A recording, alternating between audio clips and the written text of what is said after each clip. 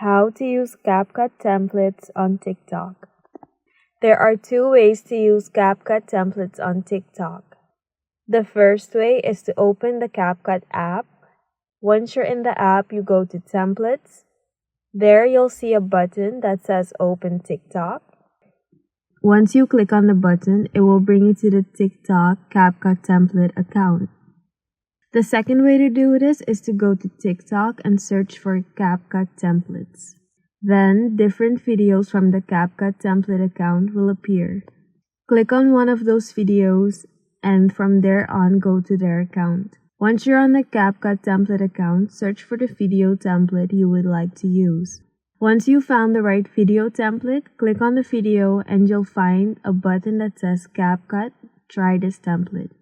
Click on that and an option will appear to use template in CapCut. Once you've clicked on that, it will open up your CapCut app and go straight to the video template you chose.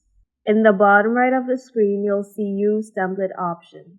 Once you click on that, you'll be able to edit your video. And that's it. That's how you use CapCut templates on TikTok.